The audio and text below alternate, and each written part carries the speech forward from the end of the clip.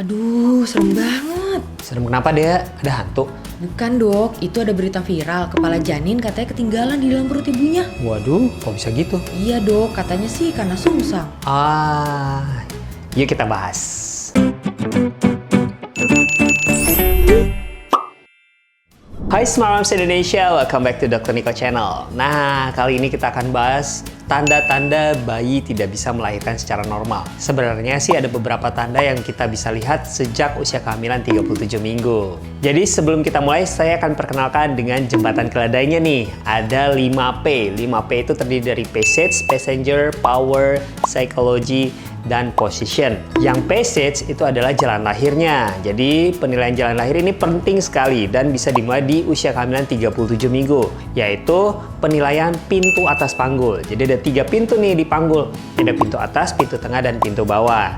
Nah, pintu atas ini bisa dinilai pada saat 37 minggu pada kehamilan pertama, yaitu dengan mencoba menggerakkan kepala bayi. Jadi kalau kepala bayi tidak lagi bergerak dan sudah terpegang pintu atas panggul, berarti kepala bayi sudah berhasil melewati pintu atas panggul. Nah, ini menandakan bahwa tidak ada kesempitan panggul atas dari ibu. Passage juga bisa dinilai di pintu bawah dan pintu tengah dengan pemeriksaan dalam. Hal ini harus dilakukan oleh tenaga medis yang berpengalaman ya, seperti dokter kandungan atau minimal oleh bidan. Adanya kepicakan panggul dan adanya tumor di jalan lahir itu juga bisa mempengaruhi loh, termasuk dalam gangguan passage. Nah, pada kasus-kasus di mana kepala bayi lebih besar tadi dibandingkan jalan lahir bisa menyebabkan CPD atau cephalopelvic disproportion, di mana terjadi disproporsi antara kepala bayi dan ukuran rongga panggul. Hal ini sebenarnya menyebabkan panggul sempit relatif, sehingga harus dilakukan operasi sesar juga. Kita bahas dari segi bayi.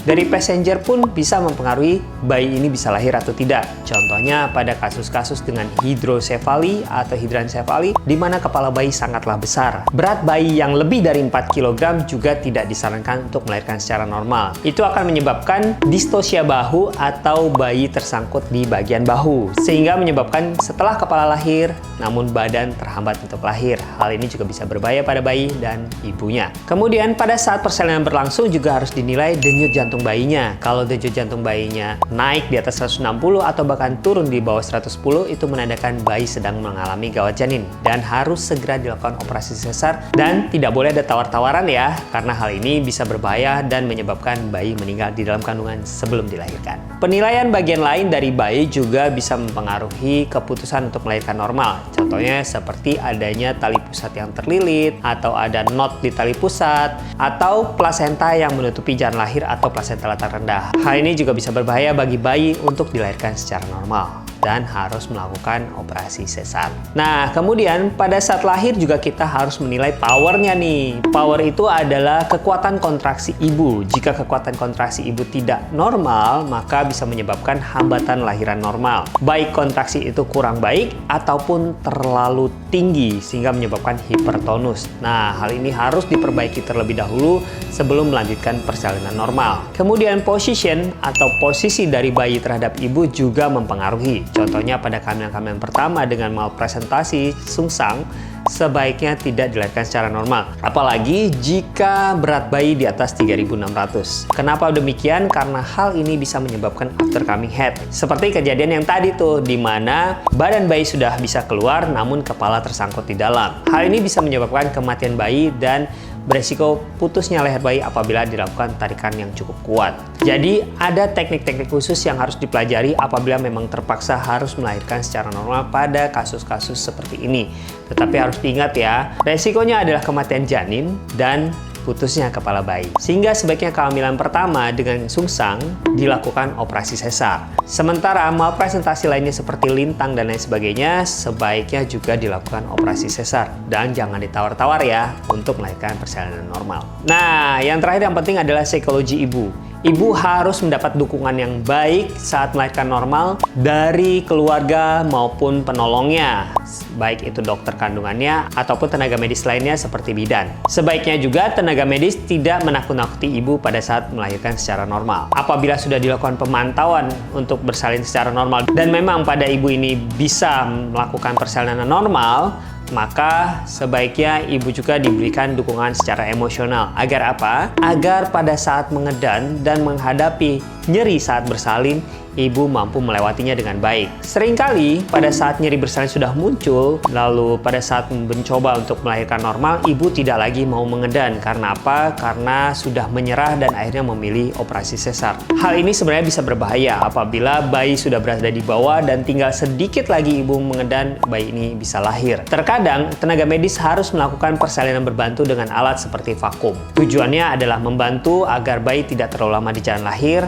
dan lahir dengan kondisi yang tetap baik. Tetapi pada kasus-kasus tertentu di mana vakum pun tidak berhasil dan dilakukan operasi sesar, maka resiko melahirkan operasi sesar akan lebih tinggi pada kasus-kasus di mana operasi sesar dilakukan sito dibandingkan dengan yang elektif atau dipersiapkan dengan baik. Kenapa demikian? Karena resiko perdarahan pasca salin dan robekan rahim hingga vagina meningkat cukup tinggi. Dan ini berbahaya bagi ibu. Di luar 5P tadi, sebenarnya ada hal-hal lain yang harus diperhatikan, seperti penyakit penyerta pada ibu. Contohnya pada impending eclampsia tidak bisa dilakukan persalinan normal karena hal ini berbahaya, bisa menyebabkan kejang dan kematian ibu serta janin. Dan penyakit-penyakit penyerta lainnya yang mengharuskan ibu melahirkan bayi secara cepat untuk menyelamatkan baik ibunya maupun janinnya. Nah, hal ini harus didiskusikan dengan baik dengan dokter kandungan Smart Moms. Jika dokter kandungan Smart Moms sudah menentukan untuk melakukan persalinan secara sesar, sebaiknya Smart Moms tidak menundanya, apalagi jika kasus Smart Moms bisa berbahaya bagi Smart Moms dan janin yang Smart Moms kandung. Tipsnya untuk Smart Moms yang mau bersalin secara normal, pastikan dulu kondisi Smart Moms dan kondisi bayi Smart Moms memang memenuhi persyaratan untuk melahirkan normal. Penilaian pertama bisa dilakukan di antara usia kehamilan 37-38 minggu untuk melihat apakah kepala bayi Smart Moms sudah terpegang pintu atas panggul. Hal ini menunjukkan bahwa panggul Smart Moms cukup besar. Sisanya, dokter kandungan Smart Moms juga akan menilai panggul tengah dan panggul bawah Smart Moms apakah bisa dilewati janin, terutama pada saat bersalin nanti. Lalu dokter kandungan Smart Moms juga akan menilai penyakit penyerta yang ada di Smart Moms untuk membantu menilai apakah Smart Moms juga bisa melahirkan secara normal. Tips lainnya, apabila Smart Moms ingin melahirkan secara normal dan sudah memutuskan untuk menguatkan diri secara psikologis untuk melahirkan secara normal, maka Smart Moms sudah bisa memulai senam hamil sejak usia kehamilan di atas 28 minggu dengan catatan tidak ada kondisi medis yang menghalangi Smart Moms. Contohnya ancaman persalinan prematur. Sehingga Smart Moms bisa memulai di usia kehamilan di atas 28 minggu. Kemudian, pastikan juga untuk Smart Moms yang memiliki tinggi di bawah 150 cm memiliki panggul yang cukup luas. Karena Smart Moms yang memiliki tinggi di bawah 150 cm meningkatkan resiko terjadinya panggul sempit. Jadi hal ini harus benar-benar dilakukan penilaian oleh dokter kandungan Smart Moms. Jadi gitu deh ya, dan Smart Moms. Paham kan? Kalau Smart Moms masih punya pertanyaan lain, boleh nih tulis di kolom komentar di bawah atau kunjungi Instagram saya di Nicholas_SPOG. Dan ingat-ingat untuk like, subscribe, dan share video ini supaya saya tetap bisa menjawab pertanyaan Smart Moms se-Indonesia.